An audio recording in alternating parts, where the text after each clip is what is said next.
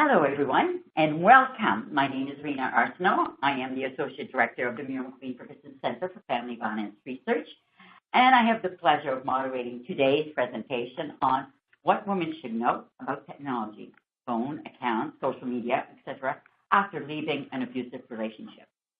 This presentation is a collaboration between the Canadian Association of Social Workers and the Muriel McQueen Fergusson Centre for Family Violence Research, and we are excited to be partnering with them to provide information on this topic.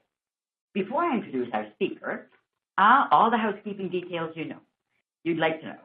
How to access a recording, where to download the slides, and how to get your certificate of attendance are all included in the housekeeping widget that pops up when you first log on. With that said, it's now my pleasure to introduce our speaker. Erik Denis is University of New Brunswick Senior Cybersecurity Officer. He's a graduate of University of Ottawa in 1997 in political science and history, and the University of Moncton in law. Erik began his career as a lawyer at a major Atlantic Canada law firm, concentrating his practice on civil litigation,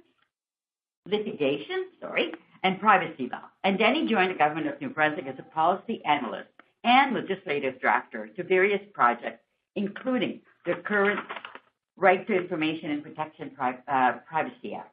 Before joining UNB in 2014 as its Record Management, Access, and Privacy Coordinator, Erik was a stay-at-home father with his young son.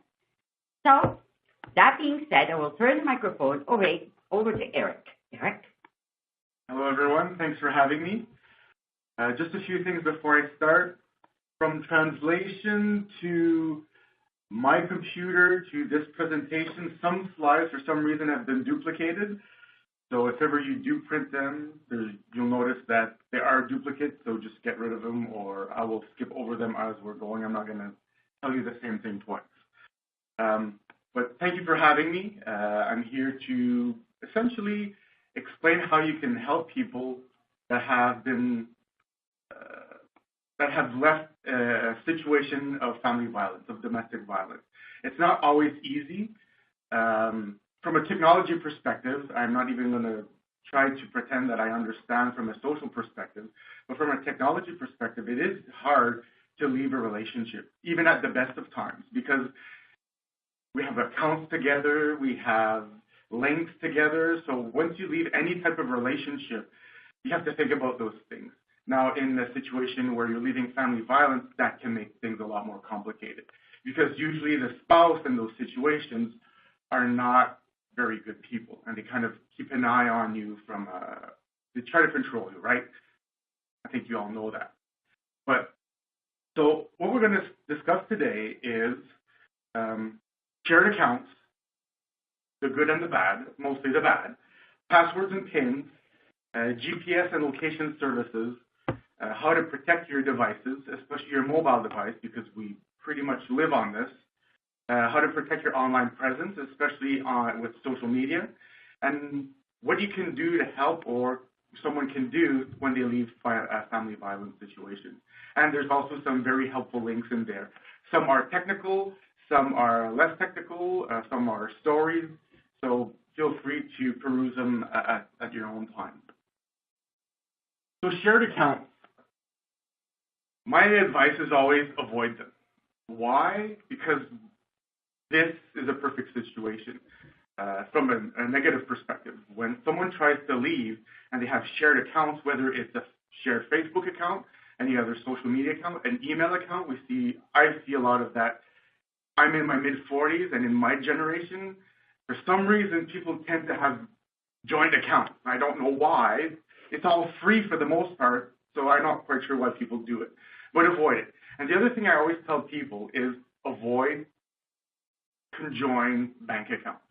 Because if you want to leave that in any situation, it's not easy. Especially if you have a spouse that will put up barriers on you getting your fair share of what you deserve and what you're illegally entitled to, you're going to be in an uphill battle. And the bank's response most times, and I say this unfortunately, it's about their legal responsibility. Whether you're in a situation of domestic violence, I hate to say this, but they don't really care. What they care about is the contract between them and their client. And now, if the contract is between them and a couple, the bank has to, by law, respect that. So sometimes I even tell people, go talk to a lawyer, because you may need a lawyer to strong arm your bank a bit. But again, avoid them.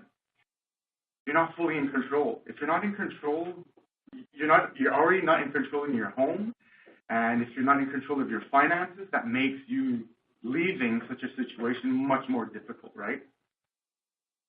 And sometimes, or most times, if someone does have a joint account, again, whether it's banking, social media, you're sharing a password. So that means someone can change your password without your permission, without you knowing it, and that can block your access to anything. I use Facebook a lot, not for Facebook purposes, but for the messenger purposes. I use it as a chat tool, especially with my family for some reason. We've hitched on the messenger. So imagine if someone, that was their outlet to speak to someone, and you're cutting that off. That can pose some huge problems. And some people can even shut down accounts.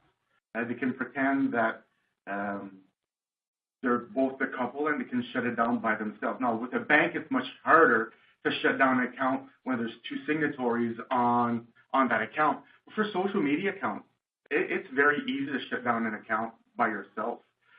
So that's something to think of. Big thing, and this isn't only for domestic violence, family violence, but it's also for your personal protection. Passwords and PINs. Make them complicated and unique.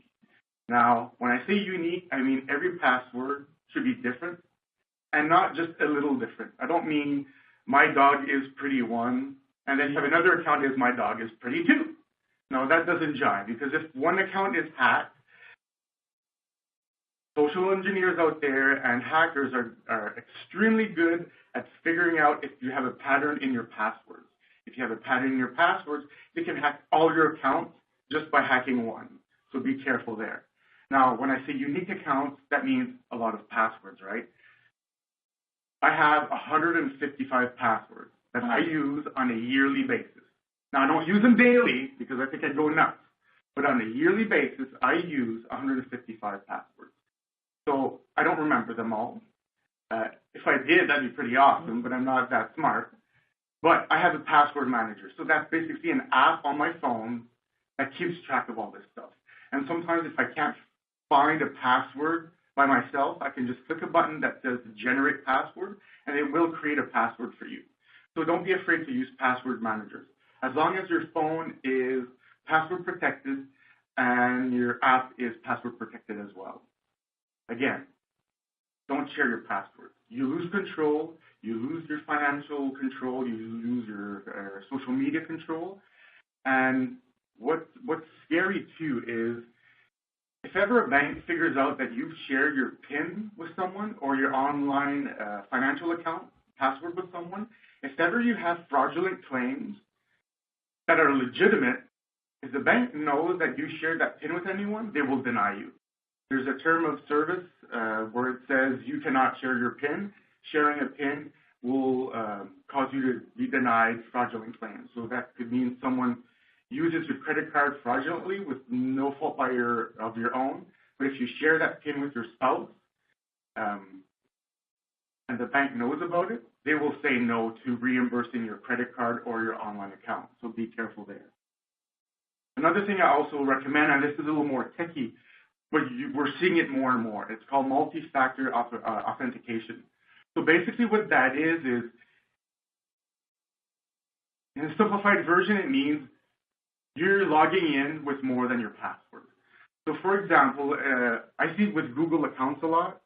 If you're on a new machine and you're logging into a Google account, your Google account will not let you log in until you punch in an extra code. Facebook has that option nowadays too, so I always recommend that. It's just adding a layer of security. I know it adds a layer of pain to your life, but it does add a fantastic layer of protection. So at least think about it. And also in the useful links, there's there's a couple ways of how to do it, especially with your phone and your Android device, your iPhone and your Android device. So again, this is duplicate. So browsers. Sometimes browsers allow you to save your passwords. They allow you to save your passwords. They allow you to save your cookies, your history, and all that stuff that makes it convenient. But not only does it make it convenient, it makes it easier for someone in your life to look at what you're doing. You can look at your browser history and see, oh, this is what my spouse is doing. This is what my kid is doing. Be cognizant of that. And I'd say almost all browsers, I want to say all browsers, allow you to sync your information from one browser to another. So what I mean here is, let's say at work you're using Firefox, and at home you're using Firefox. Well, you can log into the Firefox browser at work and link your account at home. So that means when you're at work, all your tabs are the same, all your bookmarks are the same, all your passwords are saved, all your cookies are saved, not only at work, but also at home. So then essentially you're doubling your risk of exposing yourself out there. So I say, yes, it's extremely convenient, it's a lovely tool, but it does come about with certain security issues. So again, try not, yes. Sorry, I have a question here. I have actually 3 questions, and I'll just throw them all out there, and you can answer as you see fit. Fair enough. Do you have any recommendations on password manager apps? Is my first question. My next question is, when Hotmail asks for your cell phone number, should you give it, or like I never give it, and I'm always thinking they just want my cell phone number for some reason. Mm-hmm. So that's for Hotmail or Outlook or whatever. And my third question was in regards to incognito. Does that really work? And you may be touching on that later on. I'm just curious about that. So an app I recommend, which can be used on any device, whether it's a laptop, a Mac device, an iPhone, an Android phone, or Samsung, or anything like that, is Dashlane. So that's D-A-S-H-L-A-N-E. And that is a pretty secure, well, it's a secure tool. Now, I want to say that you can't 100% be secure, because there's mistakes in coding. We're all human. But as soon as we usually find a mistake, manufacturers try to figure out what that mistake is, and they send out updates to qualm those security fears. But it's never perfect, but there's ways to mitigate this. So, and this is what I'm doing a lot. And Dashlane is one of them. It's one of those tools that's what I have on my phone. My 155 passwords are on my phone in that Dashlane app. Dashlane stopped working for me on my laptop. Really? And I actually uninstalled it because it just stopped working mysteriously, and then I reinstalled it, and it started working. It was working fine. Same thing. And then it stopped working. What kind of machine you're using? It's an old laptop. It's like 10 years old. Well, maybe that's your problem. Yeah. Okay, so that's password app. Incognito.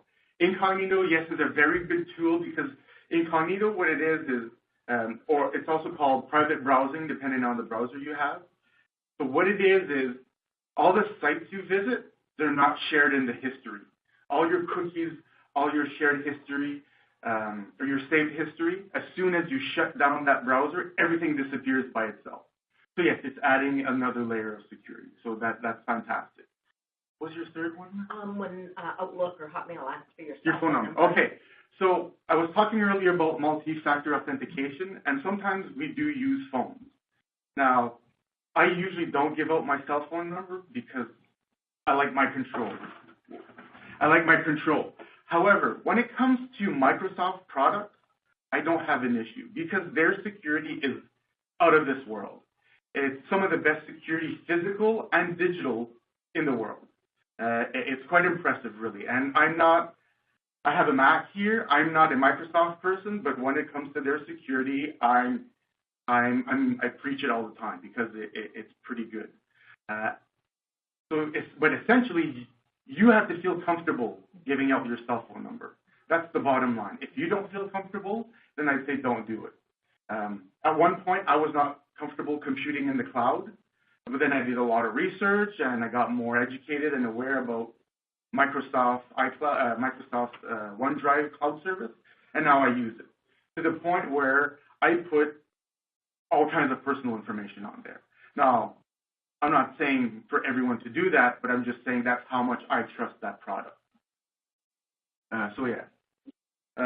Just for people online, I forgot to inform you that there is people live here in the audience, and so just to make sure everybody has the same amount of time for asking questions, if you wouldn't mind jotting down your question at the end, we'll have a period of questions. We'll answer everything. Okay. So another thing, and this is the one where it's creepy, GPS and location services. Now, GPS is a global positioning system, and it tells you where you are.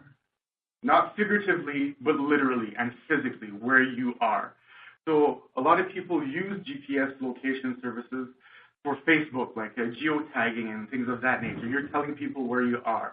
But also in the phone itself, there's a GPS on most phones nowadays. And that will, and it's a good tool to have, especially if you lose your phone, because you can just backtrack from a laptop or a desktop, and you can figure out where your phone is. But at the same time, depending on what your settings are, you're sharing your location in real time all the time. So we have to be careful, at least cognizant of that. Now, if you're not in a situation where trust is an issue like that, then sometimes I share my location, especially if I'm in a big city and I'm meeting someone. I share my location, and after like 30 minutes, that sharing dies, because it kind of helps us connect together if we don't know the city. I did that in Vancouver a couple months ago. I was meeting a friend there, and we both turned on our shared location services just to meet up, because Vancouver is a pretty big city, and I don't know it that well. So, but be careful of that. So, as a general rule, I say turn it off unless you really need it. Now, if you're using Find My Phone app, then yeah, you almost have to keep it on. But if it's around you, if your phone is on you, then I'd say turn it off. But that's what happens when you lose a phone, right? You think you have it on you, but you don't. So it's a little counterproductive what I'm saying here. But again, it goes back to trust. Do you trust the device? Do you trust your relationship? Do you trust what the product is offering? So at least think about it. And in social media apps, especially Facebook, you can easily geotag where you are at any time, either by using the location service they have on Facebook or with a hashtag. For example, you say hashtag at this bar, well, then people know where you are. So sometimes it's not only a technological location, it's you telling the world where you are with your hashtag. So again, not saying don't share that information. I'm just saying be careful how you do share it. Now, for people in violent situations, I would always say turn it off, because it's a great way for any creep to figure out where you are in the world, not just in a city or a town, but really anywhere you are. So be careful of that. Protect your devices. And I'm going to concentrate more so on mobile devices, because, again, we all have a mobile device. We have it on our hip all the time, and we have it in our pocket all the time. Laptops and desktops, not so much. But when it comes to phones, again, your phone has a GPS and a location service in there. Usually it's in the settings. For survivors, I'd say turn it off. Your phone, use complex and unique passwords. Again, because if you lose your phone and you don't have it password protected, anyone and everyone can just scroll through your life. And you may want some people to have that access to your life, but there's some people that you absolutely do not want to have that access to. Now, there's two things, again, I'm going to go back to a little more technical, and that's encrypting and VPN. So what is encrypting? So basically on your phone, there's a function in there that says you can encrypt your phone. And the reason I say this is because, okay, let me explain this. So encryption is another layer of security. That layer of security, what happens is when it's password protected and locked, even if your phone is hacked, no one can make heads or tail of the information on your phone because it jumbles everything up. Now, if your phone isn't encrypted, and this, I'm not trying to scare you, but this is a reality. And I mean this for every device that is not encrypted. If your phone or your device is not encrypted, it's literally, and you lose it, it's literally a 5-minute hack. All someone has to do is plugging a USB key or some kind of USB drive in your device, and within 5 minutes, they will have full and complete access as though they were you on your device. So I always talk about encryption. Now, if you have to ask yourself or ask me, is my device encrypted? The answer is probably no, because for most devices, it takes a positive action. Now, if you have an iPhone and it's PIN protected or thumbprint protection or facial recognition protected, the iPhone and the iPad are the only devices right now that automatically encrypt as soon as you have a password on your device. For Samsung and any other type of Android phone, you have to go through your settings and turn the encryption on.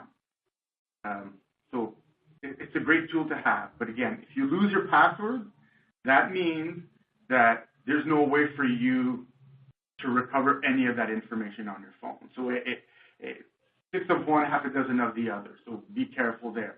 But it does add great value if you're looking at security and privacy on your phone, especially if you lose it or if it gets stolen. One last thing, a VPN. What's a VPN?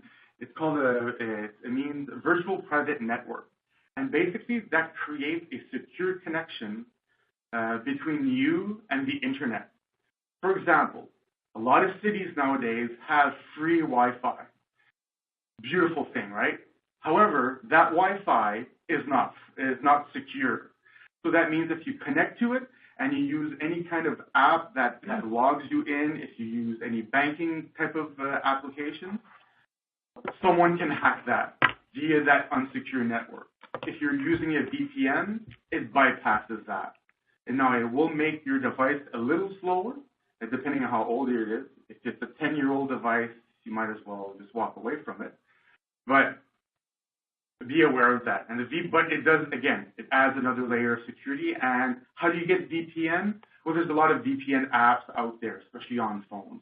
Just look at the reviews, see what they say. If there's a lot of reviews and they're more positive than anything else, then that usually means it's a good application. Now, when you do get applications on your phone, if it's an iPhone, just get it from the App Store. If it's any type of Android device, only get it from the Google Store or the Amazon Store.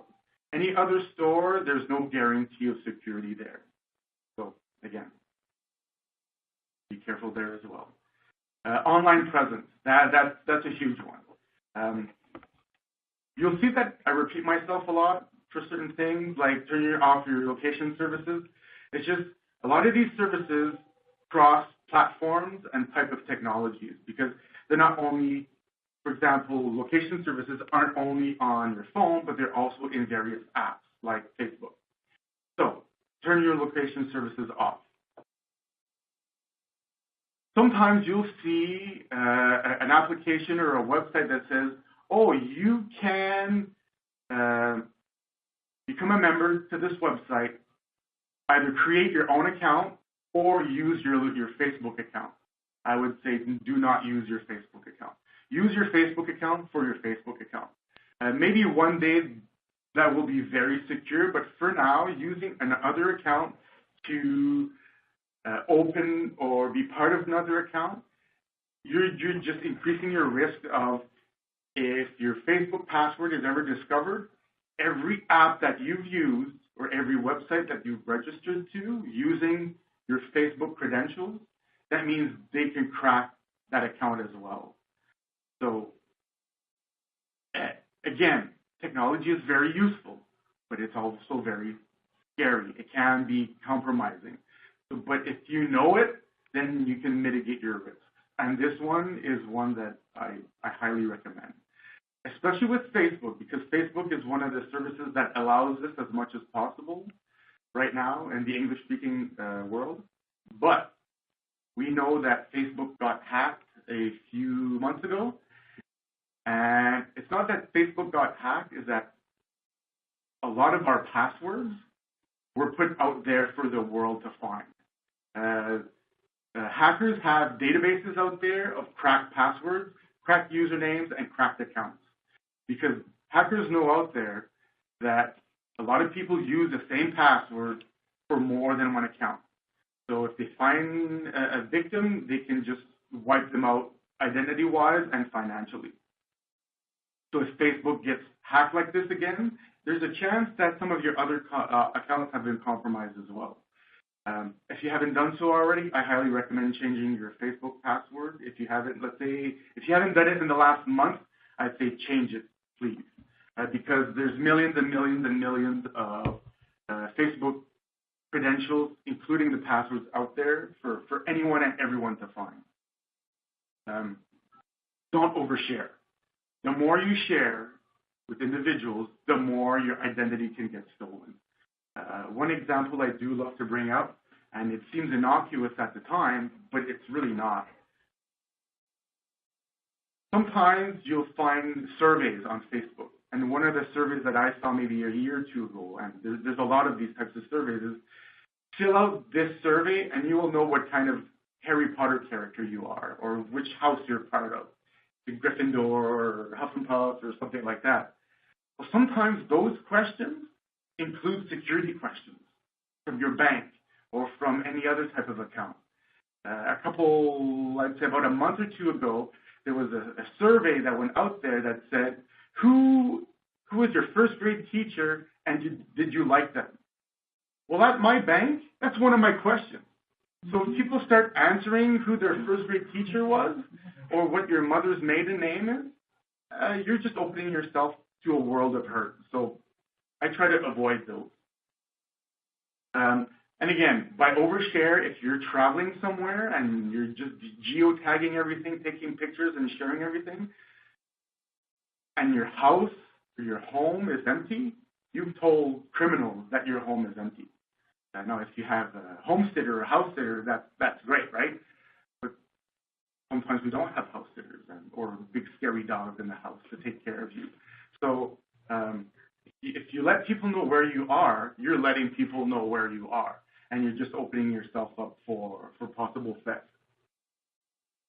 I always tell people to remove contact information from Facebook accounts and social media accounts because again, it helps with identity theft. If someone gets your name, your postal code, your phone number, they can basically create a financial account in your name and just you live on credit for a while.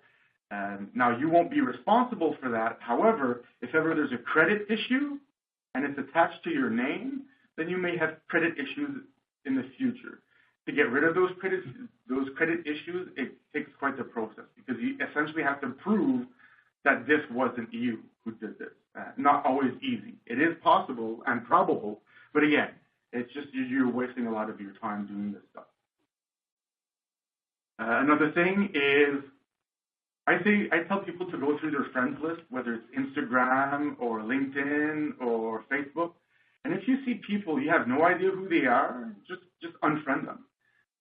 If they're really your friends and they were using a nickname, they'll come back to you, right?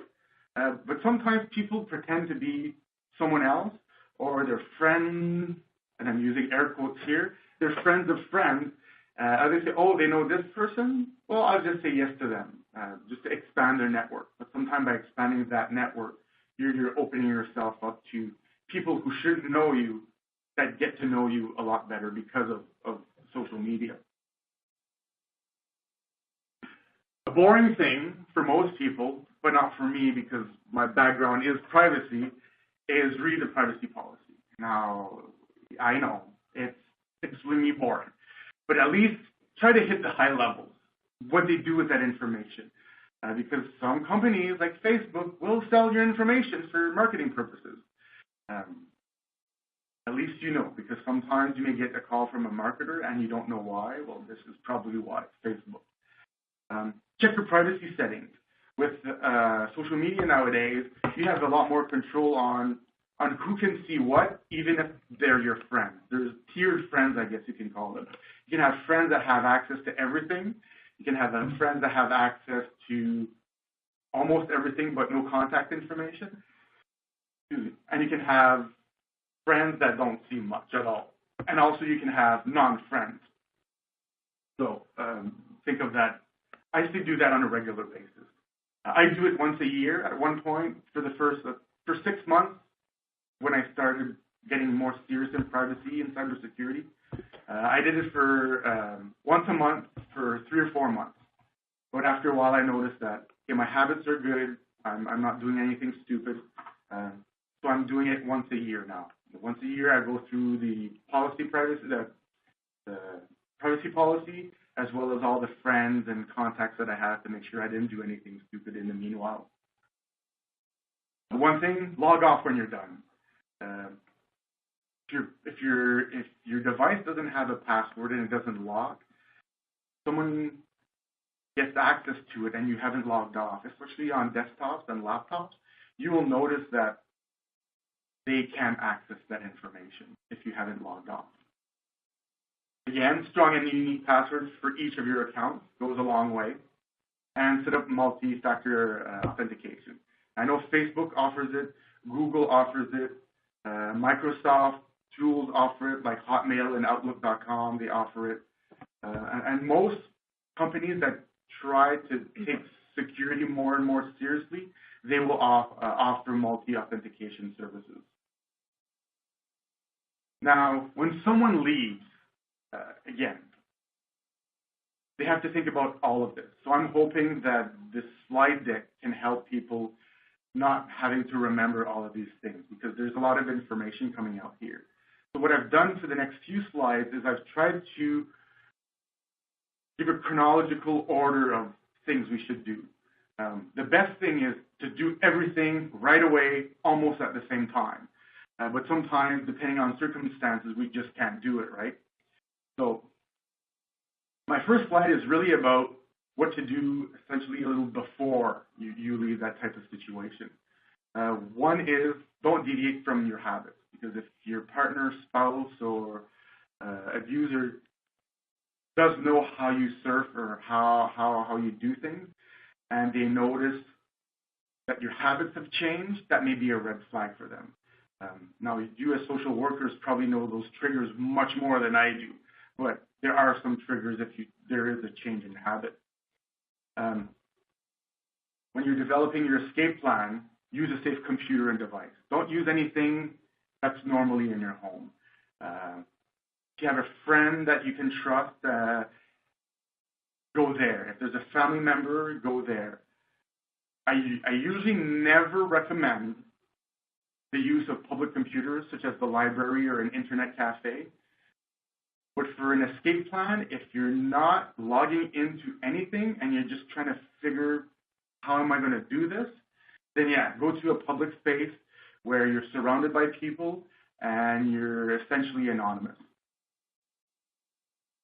Delete your history, passwords, and personal information as much as you can on any device. Because if, let's say, you do leave a device home and there's a history of your escape plan or a history of your conversations, then you're doing yourself a disservice. Now, I know it's stressful, but just little things like that can be detrimental to your escape plan. One thing to remember, and I say this to everyone, is email is not secure. Think of it as akin to a postcard. When it travels from one end to another, it will get there, but in the meanwhile, someone can have a look at your postcard and read it. So think about that. Now, what's the alternative to that? Well, the best alternative to that, again, depending on the situation, could be a phone call, could be a text, could be an app that no one has access to. It could be you creating a new social media account or a new text account to do these types of things. One big thing is, if you can, and you leave the violent situation, try to leave as much as possible home. Don't bring any devices, because it's really hard to install software on any device that can creep you and follow you without you knowing.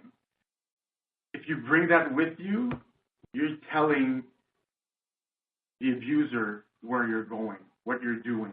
So again, try to leave it home. Now, I know that sometimes finances can be an issue for people in that situation, and control can be an issue, and the only thing they have is their phone.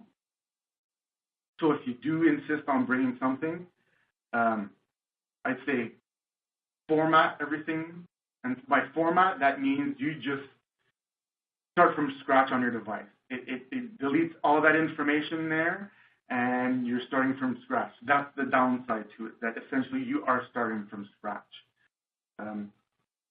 If you don't have the heart to do that, or maybe the expertise to do that, now some devices is harder to do that. Some is quite easy to format. Put everything in airplane mode. Because in airplane mode, that means that your Wi-Fi is off, your Bluetooth is off, your GPS is off. You hope so, anyways. But again, if you're in airplane mode, for the most part, your device is no longer connected to any network. So then you can keep it on hand until you do the necessary things like formatting or changing password or changing accounts or getting a new device. Again, once you've left, make sure your GPS is off. Now, once you're in airplane mode, you can go into your settings and start looking at things like that. And you can turn off your GPS. From a safe computer or device, reset all your passwords. Because odds are, if you're in that kind of situation, your spouse, whoever's put you in that situation may have access to your password. So you want to change that as much as possible to protect yourself. And again, if you can and you have the patience and the wherewithal, turn on multi-factor authentication. Now, if you can, and you can't format, or for some reason, I always say get a new phone. And not only get a new phone account. Because, again, phone accounts are usually shared by everyone. Like, it's one account with multiple devices. So if the person that is the abuser calls, let's say, Bell and says, oh, I did something stupid on my phone, can I reset my password to this account?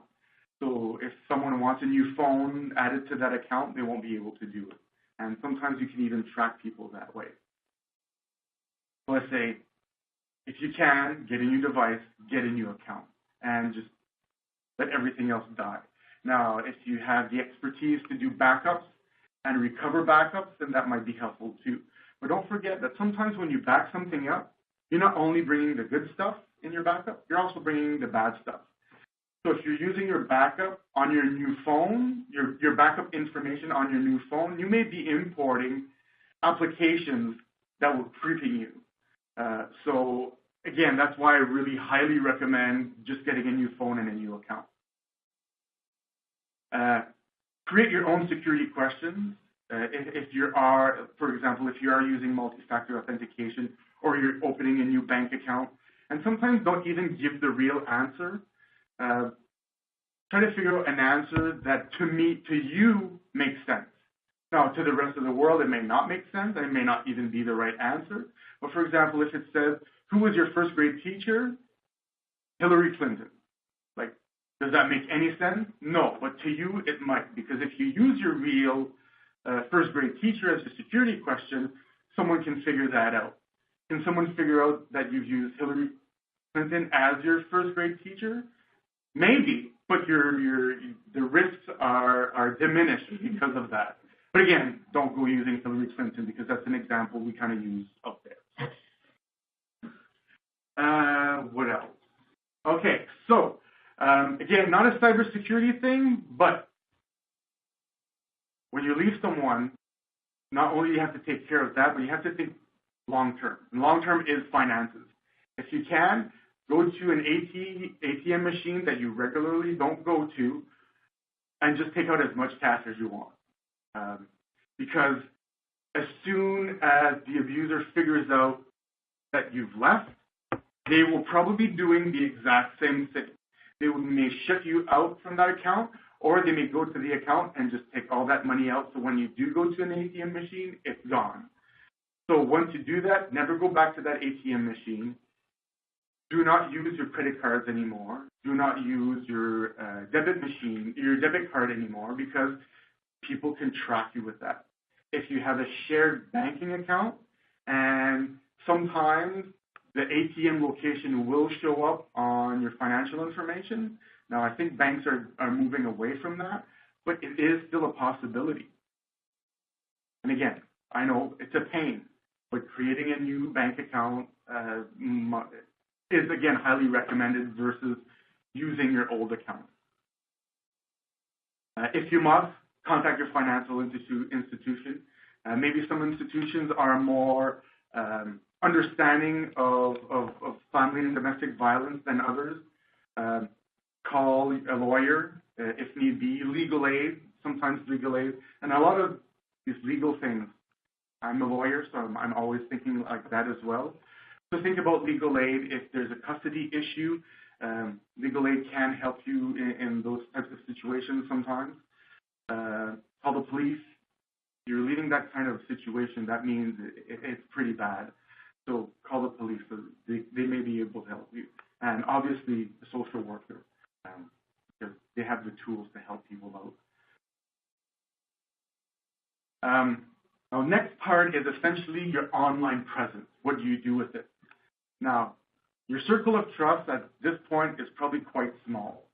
So I'd say tell people in your circle of trust that you have an escape plan. I wouldn't go into many details, but say, look, if you see some weird things on my Facebook account, or you get a new friend request from new social media I'm using, here's why. It's because I'm leaving.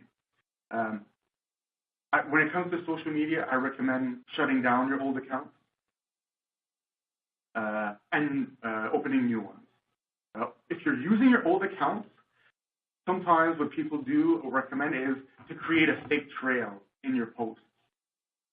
Let's say you're in New Brunswick and you're staying in New Brunswick after you've left the situation, but you pretend you're going to Ontario. Then you can put that in Facebook to throw off a trail.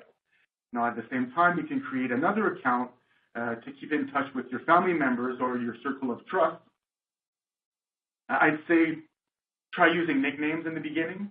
Again, that's one of the reasons why I say let your circle of trust know that they may be getting strange friend requests. And usually the best thing is by phone.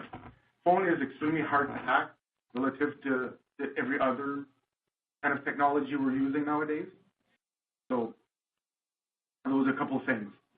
Either shut down your account or use them to your benefit, or create fake accounts, or create fake news. Donald Trump is a big fan. He gets away with a lot of stuff. We should too. Now, if you got to create fake news to make yourself feel safer and throw off someone's scent, I say fill your boot. It's a great idea. And at one point, shut down as many accounts as you can. And I'm not just speaking social media accounts. I mean any type of online account. Or at least sometimes accounts you can put a pause on them. I'd say change your password and reactivate it when you think it's safe. And sometimes you may never even feel safe enough to reuse old accounts, then just create new accounts doing that. The unfortunate part about all of this is that you will be safer as a survivor. However, there's a lot of work to be done. Like my presentation lasts an hour. This is homework that can last you for hours and hours as a victim of family violence. So it is unfortunate, but I think it's highly advisable just to protect yourself, to protect your family, to protect the ones that you love, because sometimes when you're in that situation, it's not just you, right? It's your kids, it's your sister, it's your brother, it's your mother, it's your friends. So think about all these things. Now, here's some useful links.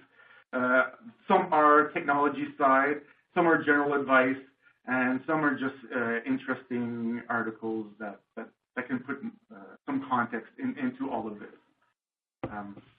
So I guess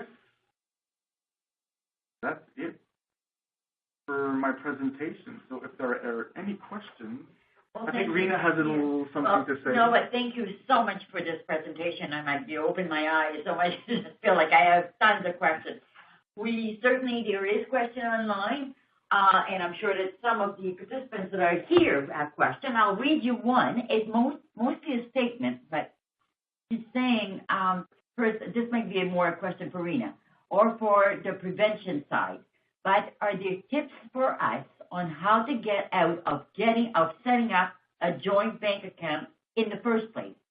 With many of my clients, the manipulation starts very early, and it is very difficult to avoid setting up these shared accounts. That's the unfortunate part, is that by the time you get to this point, some of this stuff may be useless, especially when it does come to shared accounts. But I'd say if you're thinking about it and you can't, if you're trying to close down your account or you're talking to the person you're sharing your account with, you may be giving a heads up that you're looking to leave, right? So I'd say go open another account instead and start maybe funneling some money in there. Get a couple extra dollars out of the ATM machine once in a while and just starting moving your money around. I'm sounding like a criminal here, but seriously, just start moving your money around so that when you do decide on the day, the minute, the hour that you are leaving, at least you have some type of nest egg to protect you.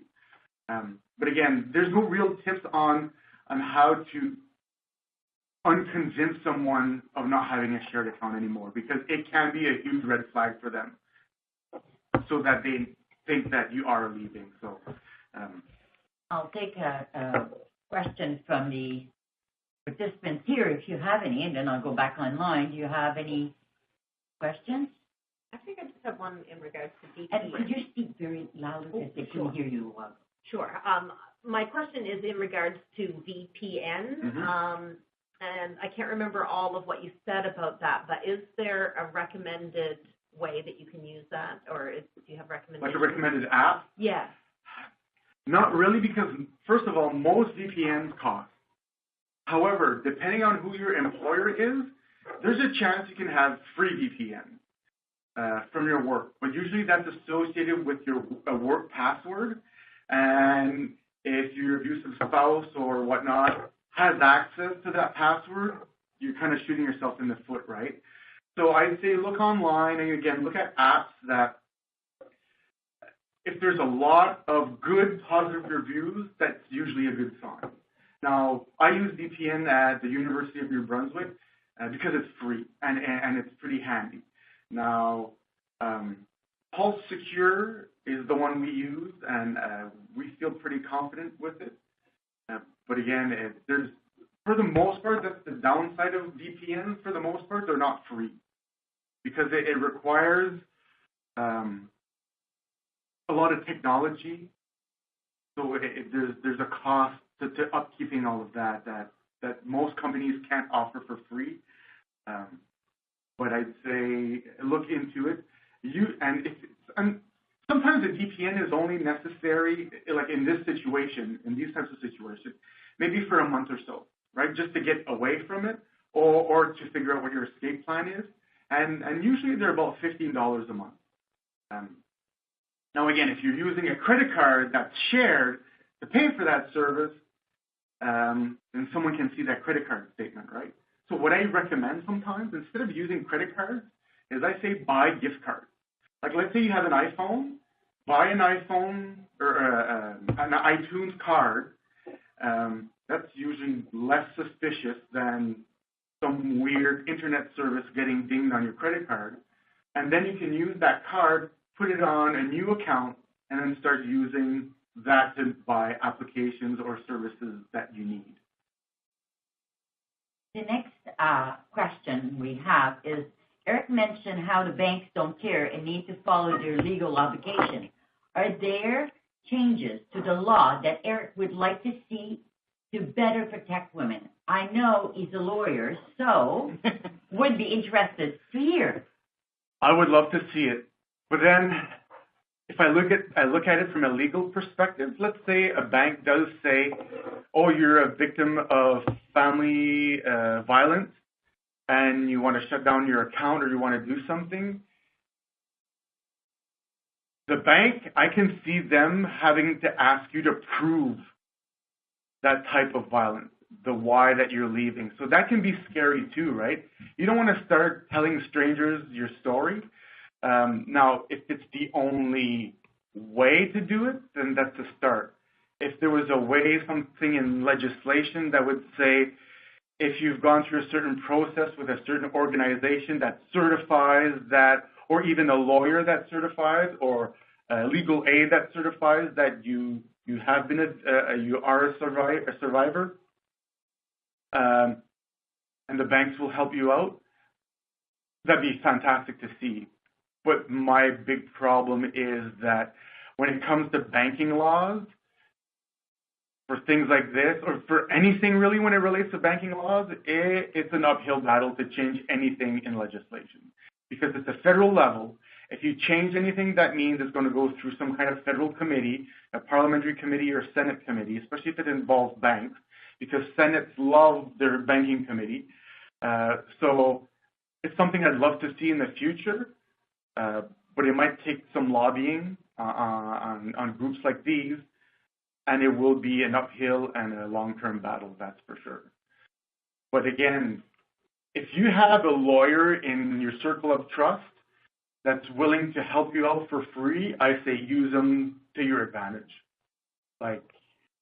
Use them to your advantage, because they may be able to help you, especially when it comes to banks or other services even. Yeah. Now, this one is mostly a comment, but it says, this is such an interesting mix of deeply worrying and empowering information. So she thanks you for that. But we do have another question. Can I just say something to that? Oh, sure.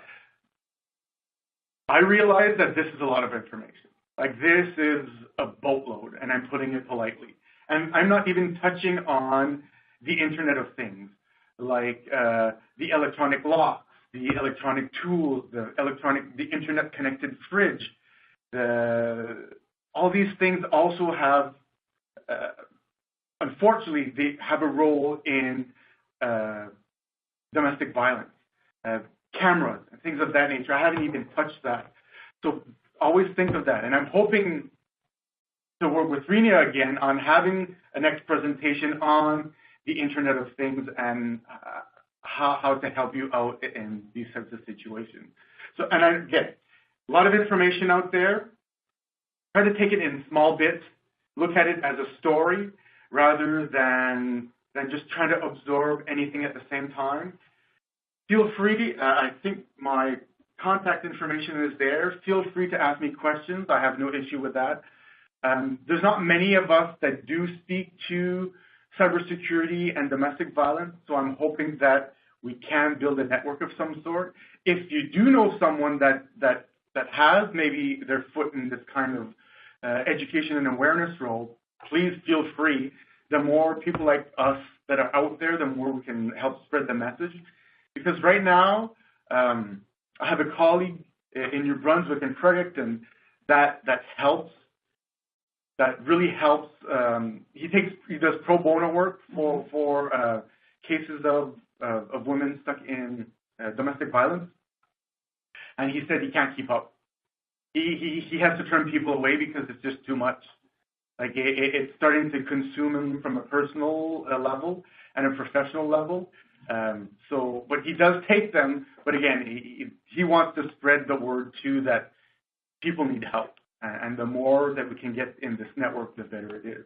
Because, again, a lot of information, and some of this information, you probably forget even what it means by now. So I completely understand. Yeah. Thank you for that, and certainly we'll keep you in mind. But another question, does Erik recommend a landing page or resource list to learn more about privacy red flags? Is there a pamphlet that I could share with clients and maybe even youth clients, teenage reading level? Anything you would recommend? I'd say start with the links that I've included there. They're pretty basic from a technological perspective, and they can be helpful too. There's There's a few women's shelters across Canada and the States that actually wrote some of these things, so they're well aware of it. But I don't have those resources on hand, unfortunately. Yeah. The next question is, what is a good response I can give to a client who suffered domestic violence, who asked me during each visit with them if my company issued cell phone has GPS tracking on? Can you repeat the question? Yeah, that's an interesting question. Yes, it is. What is a good response I can give to a client who suffered domestic violence, who asked me during each visit with them if my company issued cell phone has GPS tracking on? Okay, depending on your job, okay, well, first of all, it shouldn't be turned on if it's work issued, because there's privacy laws that prevent that unless the company has consent or tells you up front that it's turned on and the why it's turned on. If none of that is addressed, you need to speak to someone within the organization, either HR or the privacy person, and tell them what's going on here. I don't want this GPS. I want it to be in my control, not the company's control. Now, depending on who the company is, you may be able to turn it off yourself. And usually I'm looking at my own phone here, and usually, like, I have an iPhone, I go to settings, and where is it? See, and I look at my phone like every 2 seconds, right? And even I'm having a hard time to find exactly where it is. But I think that the iPhone is called location services. Under privacy. Is it? Yeah. Location.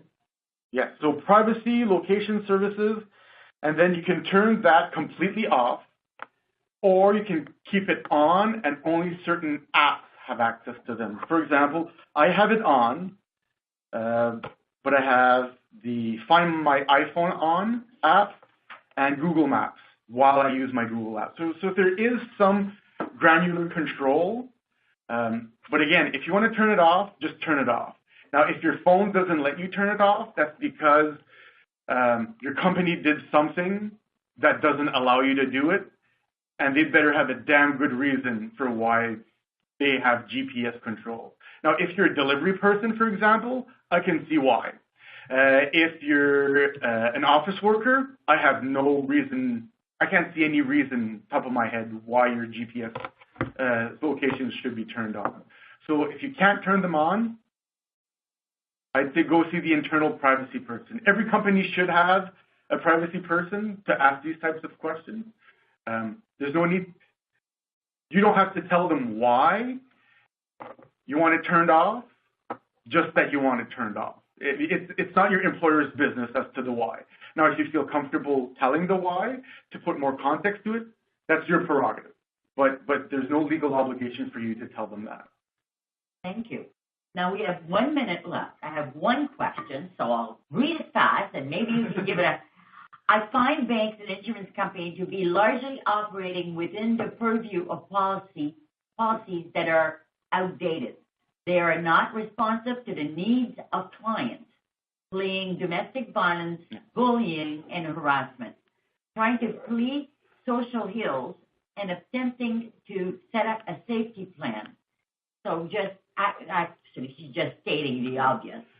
And I agree, and that's where I was going even earlier with the banking. Like, if we want to see major banks change their policies, they won't change their policies unless the legislation changes. Now, if more lobby-type groups or special interest groups push government, their local MLAs or local MPs or local MPPs or any kind of politician to say, look, this is important, we have to look at this, I'd say people need to learn about this stuff and how little things can go a long way.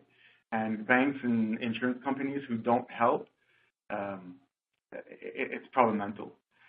The other thing too, and again, this is the lawyer in me. Sometimes I do like a good fight. I used to be a litigator. That means I used to go to court a lot. If you see that there's something wrong, that someone is denied services or denied some type of right, again, or a service, I think is the best word, is don't be afraid to call your provincial human rights board, because sometimes in certain jurisdictions in Canada, if you're denied service based on I forget the term, but essentially it's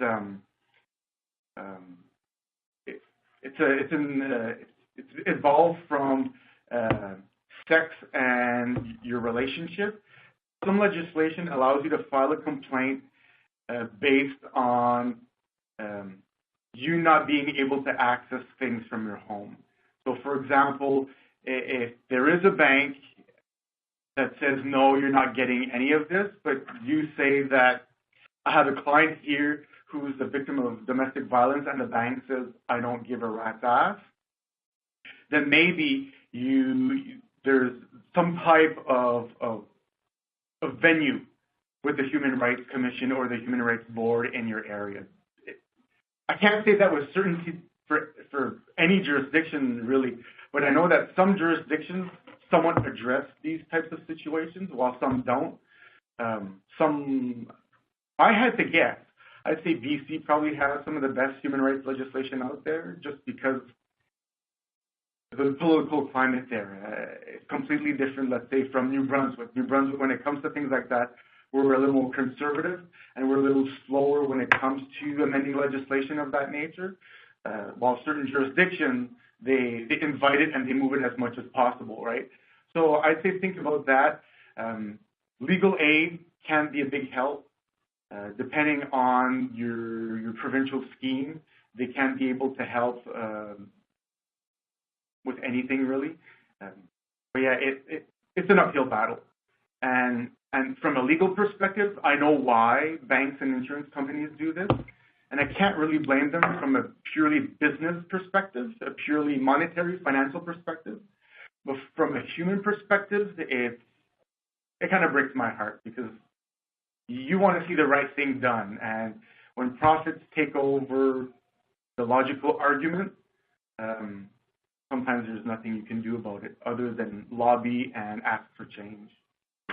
Well, thank you so much, Eric. And unfortunately, we're out of time. We went 2 minutes and 30 seconds over.